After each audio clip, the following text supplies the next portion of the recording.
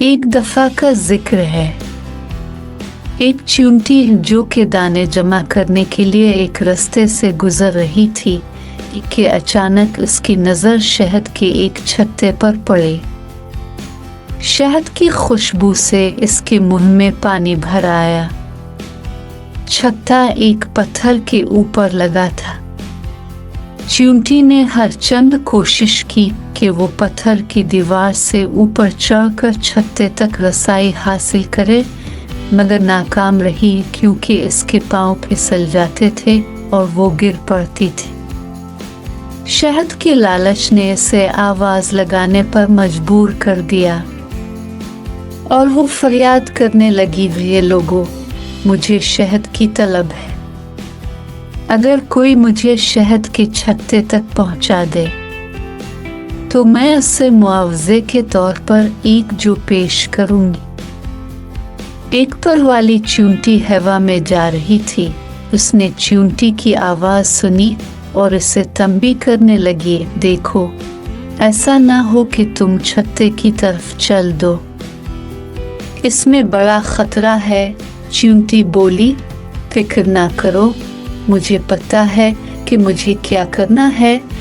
पर वाली चींटी बोली, वहाँ शहद की मक्खियाँ हैं जिनके डंक हैं। चींटी बोली, मैं शहद की मक्खियों से नहीं डरती, मुझे शहद चाहिए। पर वाली चींटी बोली, शहद चिपकाओ है, तुम्हारे हाथ पांव इसमें उलझ जाएंगे।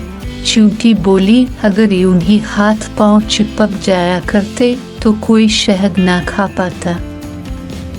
पर वाली चींटी बोली, तुम बेहतर जानती हो, लेकिन आओ मेरी बात सुनो और शहद का ख्याल छोड़ो।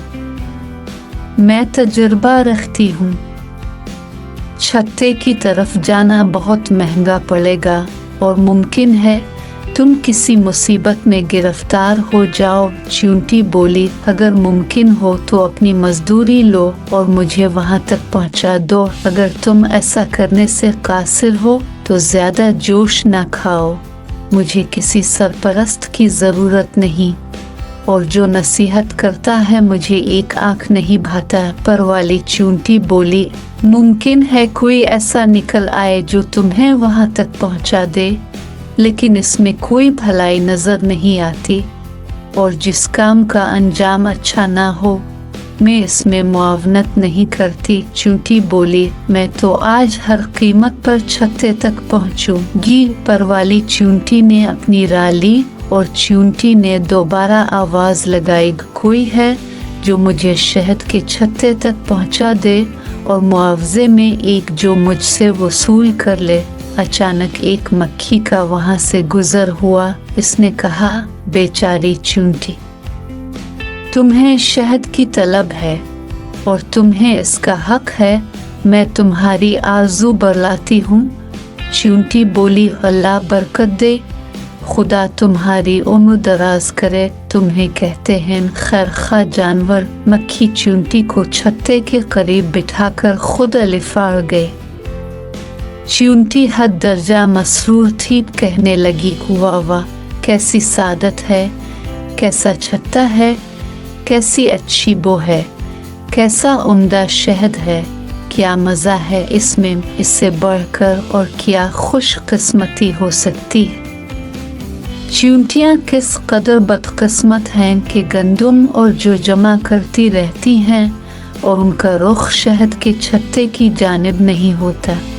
चींटी ने शहद चाटा और आगे बढ़ती गई हत्ता कि शहद के हौज में जा पहुंची, और अचानक इसे महसूस हुआ कि इसके हाथ पांव शहद से चिपक गए हैं और उसके लिए अपनी जगह से हरकत करना मुमकिन नहीं रहा। उसने अपनी निजात के लिए जिस कदर कोशिश की बेनतीजा रही। तब उसने फरियाद की, अजब तरह पकड़ी गई हूँ, इससे बढ़कर और क्या बदबख्ती होगी।